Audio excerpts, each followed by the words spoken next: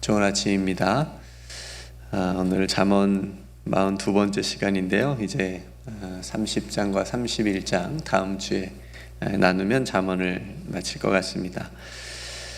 지난 시간에는 지도자에 대한 말씀을 나누었죠. 지도자가 어떤 마음으로 통치를 해야 되는지, 자기에게 주어진 그 권위를 어떻게 사용을 해야 되는지에 대한 말씀을 나누었습니다. 그런 의미에서 지도자는 명철과 지식이 그에 맞게 있어야 되고, 특별히 가난한 사람들과 같이 힘이 없는 연약한 사람들을 생각할 줄 아는 그런 지도자여야 된다라는 말씀이었습니다.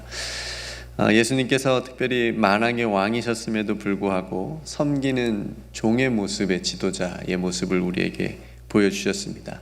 우리도 예수님처럼 우리 각자의 삶의 자리에서 하나님께서 기뻐하시는 지도자의 모습으로 또 서 있을 수 있는 그런 저와 여러분들이 되기를 간절히 소망합니다. 오늘은 29장을 함께 읽었습니다. 특별히 18절 말씀을 통해서 이 아침에 잠시 말씀을 나누겠습니다. 묵시가 없으면 백성이 방자히 행하거니와 율법을 지키는 자는 복이 있느니라.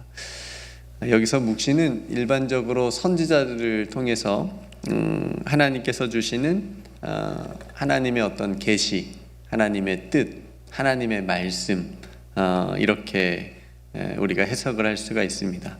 그러니까 묵시가 없다라고 하는 것은 하나님의 뜻이 없고 하나님의 말씀이 없는, 아니면 하나님께서 말씀하실 때 그 말씀을 거부하거나 거절하거나 듣지 않거나, 이런 의미로 우리가 생각해 볼 수가 있습니다. 그래서 이런 시대나 상태를 영적인 암흑기라고 우리가 부를 수 있습니다. 하나님의 뜻도 모르고 하나님의 뜻을 거절하고 하나님의 말씀을 받아들이지 않고 순종하지 않는, 그래서 결과가 어떻게 돼요? 방자히 행할 수밖에 없는 그런 시대. 특별히 아모스 시대가 그러했습니다. 여러분, 아모스 하면 뭐가 제일 먼저 딱 떠오르는 게 있으세요? 어떤 이미지가? 아모스. 그러니까 아모스 하면 우리가 뭐 정의, 그죠? 공의, 뭐 이런 단어들이 떠오르잖아요. 그러니까 아모스 시대는 굉장히 번영한 시대였습니다. 경제적으로도 그렇고 좀 안정적인 그런 시대라고 우리가 볼 수 있는데, 그런 시대에 오히려 정의로워야 된다, 너희가 공의롭지 못하다, 뭐 이런 말씀들을 하시거든요. 아모스 선지자들을 통해서 모든 것이 풍부했는데도 불구하고 오히려 하나님과 세상을 겸하여 섬기는 모습을 우리가 아모스 시대에 볼 수가 있습니다. 그러니까 한마디로 말하면 양다리 신앙이었던 거죠. 하나님도 섬기는 척 하면서 세상의 것들도 누리는 이제 그런 시대였습니다.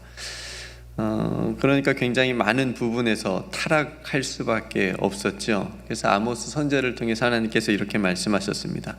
아모스 8장 11절 말씀인데, 주 여호와의 말씀이니라. 보라, 날이 이를지라. 심판의 날이 가까이 왔다라고 하는 의미입니다. 내가 기근을 땅에 보내리니 양식이 없어 주림이 아니며 물이 없어 가람이 아니요 여호와의 말씀을 듣지 못한 기갈이라. 그러니까 하나님의 말씀을 백성들이 왕이 듣지 않은 거예요. 거절한 거예요. 그죠? 그러니까 이런 방자히 행하는, 정의를 버리고 공의를 버리는 그런 삶을 살았던 거지요. 또 이스라엘이 방자 행할 때가 있었는데 바로 사사 시대였습니다. 여러분 아시다시피 사사 시대는 왕이 없었잖아요. 왕이 생기기 전이 사사 시대이지 않습니까? 이스라엘 백성들이 자주 옆에 뭐 블레셋이나 모압이나 이런 주변국들에게서 침략을 자주 받았어요.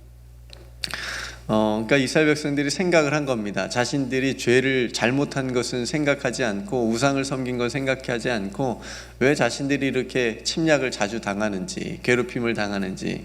그래서 생각해 보니까 왕이 없는 거예요. 다른 나라들은 다 왕이 있어서 이렇게 딱 견고히 서가고 강한 것처럼 보이는데 우리는 왜 왕이 없지? 그러니까 하나님 앞에 왕을 세워달라고 얘기하는 겁니다.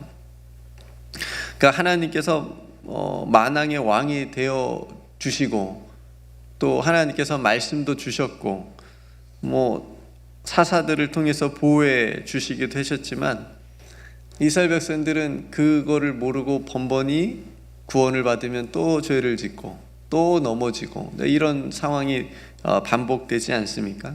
그러면서 자신들이 왕이 없음을 통해서 우리가 왕이 있어야 힘이 생기겠구나라고 하는 착각을 가지게 된 거죠.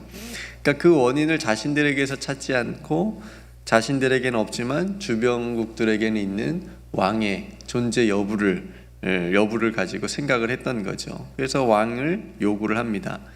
그러니까 이미 자신들의 왕이 되어주신 하나님의 자리를 인간으로서 채우려고 했던 거죠. 그렇죠? 인간적인 왕을 요구를 한 겁니다. 그러니까 신앙 공동체로 출발한 이스라엘 역사에 있어서 제가 봤을 때는 가장 어리석은 선택이지 않았을까라는 생각이 듭니다. 그러니까 이런 사사 시대를 한마디로 이렇게 정리합니다. 사사기 21장 25절 맨 마지막 구절인데요. 그때 이스라엘의 왕이 없으므로 사람이 각기 자기의 소견에 옳은 대로 행하였더라 이렇게 말합니다. 그러니까 이것도 생각해 보면 우리가 왕이 없으니까 우리 마음대로 행했다라는 뜻으로 생각해 볼 수 있지만 하나님을 자신들의 왕으로 믿지 않고 섬기지 않은 거예요. 그러니까 자신들의 마음대로 행할 수 있는 방자에 행하는 그런 모습을 볼 수가 있습니다. 자신의 소견에 옳은 대로 행하였으니까 오늘 말씀처럼 얼마나 방자에 행하였을까요? 그렇죠?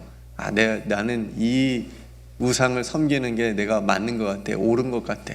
사람들이 다 각자 자신이 옳다고 생각하는 게 있잖아요. 그러니까 그대로 그냥 한 거예요. 하나님의 말씀은 제쳐두고. 그러니까 그런 시대를 사사 시대를 영적인 또 암흑 시대라고 우리가 볼 수가 있습니다. 여러분 예수님의 비유에도 나오는 탕자를 한번 생각해 보실래요? 자기 생각대로 마음대로 살고 싶어서 아버지의 품을 떠나잖아요. 그죠? 성공할 줄 알았더니 그게 아니었어요. 자기 마음대로 보니까 방자하게 살게 됩니다. 그죠? 뭐 술을 마셨는지 안 마시는지 모르지만 마셨을 거예요. 그러니까 마시고 또 이렇게 또 도박도 하고 이렇게 막 놀면서 다 아버지에게 받은 재산을 다 낭비하게 됩니다. 삶이 다 피폐해지고 결국 나중에는 아무것도 남지 않게 되는 그런 삶이 되죠. 탕자가 떠난 그 아버지의 품이 바로 묵시가 아니었습니까? 그죠?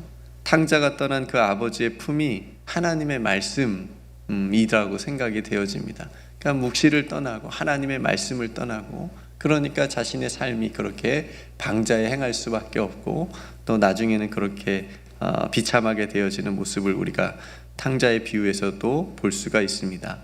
사도 바울도 로마서에서 이 묵시가 없는 삶을 이렇게 표현했습니다. 1장 28절에 그들이 마음에 하나님 두기를 싫어하며 하나님께서 그들을 그 상실한 마음대로 내버려 두사 합당하지 못한 일을 하게 하셨다. 하나님을 마음에 두기를 싫어하는 것, 하나님의 말씀을 그 삶의 마음에 두기를 싫어하는 거 아닙니까? 그러니까 합당하지 못한 일을 행하게 되는데 그 일이 바로 방자하게 행하는 일들이었습니다. 그 뒤에 바로 나오지만 모든 탐욕, 불의 이런 모습들이 많이 나오거든요. 성도 여러분 반대로 한번 생각해 보실까요? 하나님께서 모세를 통해서 이스라엘 백성들에게 율법을 주셨어요. 특별히 이거는 꼭 지켜야 된다라고 하는 10가지 계명을 주셨잖아요. 10계명을 주셨습니다. 그러니까 이 10계명을 통해서 하나님께서는 이스라엘 백성들이 신앙 공동체로서 하나님을 믿는 언약 공동체로서 너희들은 하나님을 우상을 섬기지 말고 나를 섬기며 이방 족속들처럼 방자에 행하지 않고 내가 너희에게 주는 복을 누리면서 살아가기를 원하는 마음으로 이 10가지 계명을 주신 거거든요. 이 계명을 통해서 이스라엘 백성들을 구속하고 자유를 제한하고 이러려고 하신 것이 아니라 그 계명을 지킴을 통해서 이스라엘 백성들이 방자에 행하지 않고 하나님을 섬기도록 하는 그런 하나님의 뜻이 그 10계명 안에 담겨 있지 않습니까? 그러니까 이처럼 묵시에 해당하는 하나님의 뜻, 하나님의 말씀, 하나님의 나라의 어떤 비전, 또 우리에게 보여주시는 계시, 이런 것들은 우리들의 신앙에 또 교회 공동체에 정말 중요한 것들이에요. 우리가 살아가는 데 있어서 공기나 물이 너무너무 중요하잖아요. 없으면 안 되는 것들이잖아요. 그러니까 그런 것처럼 이 묵시가 오늘 우리에게 주는 의미는 이처럼 중요하다라는 생각을 해봅니다. 왜냐하면 이것이 없으면, 우리 삶이 없으면, 우리의 믿음이 없으면 우리는 올바른 삶을 살아갈 수가 없고 방자에 행할 수밖에 없기 때문에 그렇습니다. 한번 생각해 보십시오. 내 인생에 하나님의 말씀이 없는 삶, 그럼 우리 마음대로 살아가겠죠. 우리도 내가 옳은 대로 살아가겠죠. 내 생각에 되는 대로 살아가겠죠. 하나님 나라의 비전과 소망이 없는 삶을 한번 생각해 보십시오. 조그만 일이 있으면 얼마나 낙심하겠습니까? 얼마나 절망하겠습니까? 그러나 하나님의 나라의 비전이 있고 소망이 우리 안에 있으니 우리가 일어설 수 있지 않습니까? 그러니까 이러한 오늘 말씀이 우리의 삶에, 또 우리의 신앙에 얼마나 중요한지를 다시 한번 깨닫습니다. 오늘 말씀 속에서 이 묵시, 그리고 율법을 지키는 자는 복이 있다라고 말씀하시는데, 이 묵시와 율법의 공통점을 찾아본다면 둘 다 하나님으로부터 온다는 거예요. 묵시도 하나님으로부터 오고 율법도 하나님으로부터 왔다는 거죠.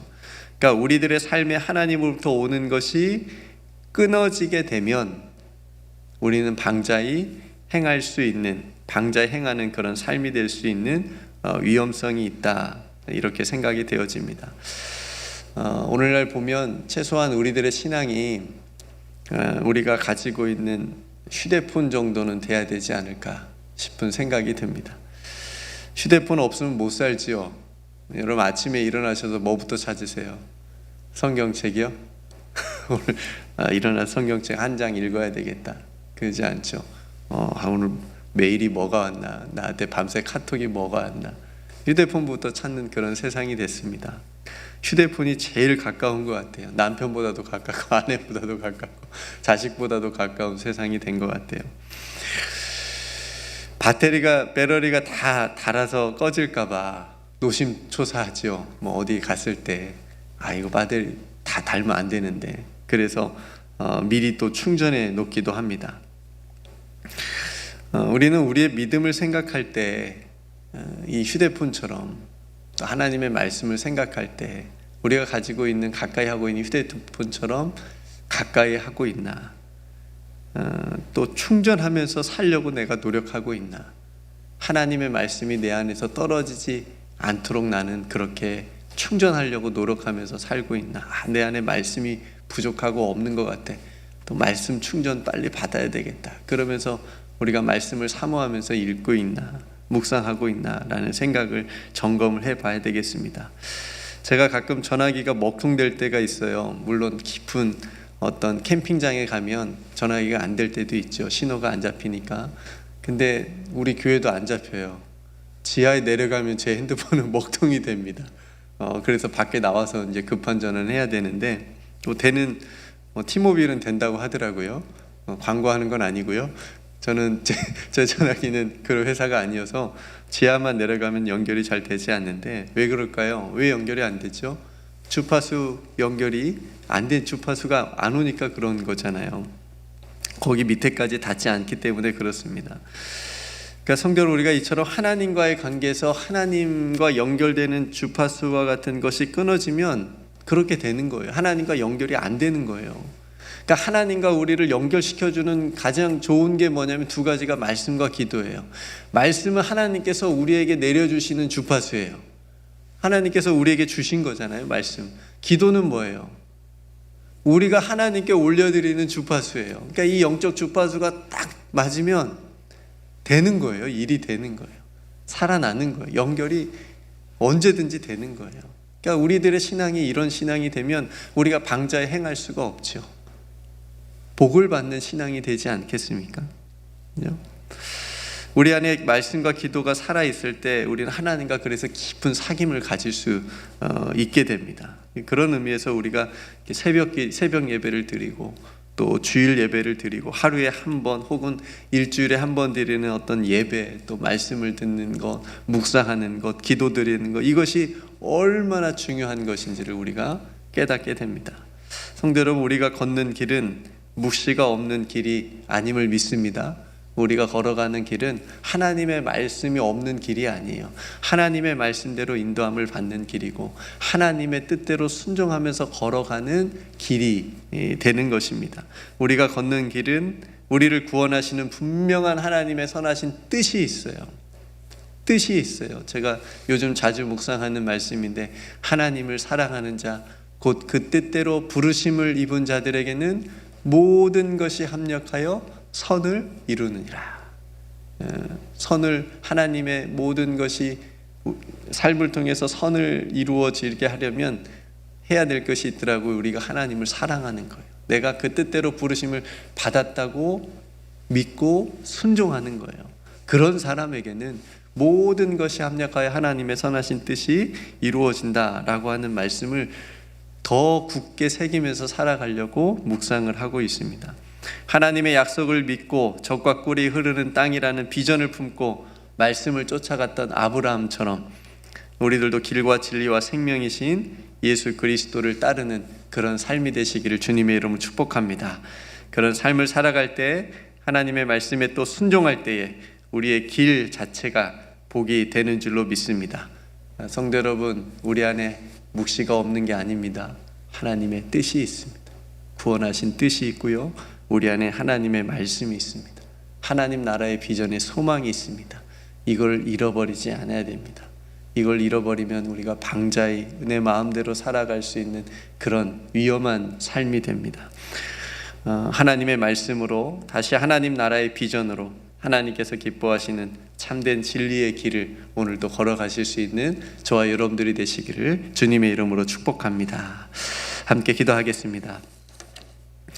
하나님, 묵시가 없어서, 하나님의 말씀이 없어서, 계시가 없어서, 하나님의 뜻을 몰라서 하나님 방자에 행하는 삶이 되지 않게 하여 주옵소서. 하나님의 말씀으로 또 하나님께서 우리에게 보여주신 그 선하신 뜻을 우리가 알므로 또 순종함으로 하나님께서 우리에게 허락하신 그 복을, 하늘의 복을 누리며 살아갈 수 있는 복된 삶이 될 수 있도록 축복하여 주시옵소서.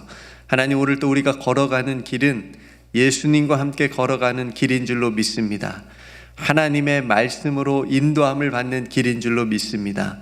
하나님, 이 길을 순종함으로 걷게 하여 주시옵시고 시냇가에 심은 나무와 같은 형통의 복이 우리 사랑하는 성도들 모든 가정과 그리고 우리 교회 위에 임하게 하여 주시옵소서.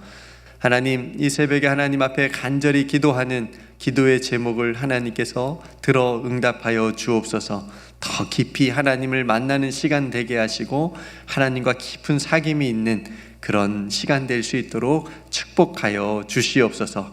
아버지 하나님께서 오늘 또 우리와 함께 하여 주시고 동행하여 주실 줄 믿고 감사드리며 사랑이 많으신 예수님의 이름으로 간절히 기도드리옵나이다. 아멘.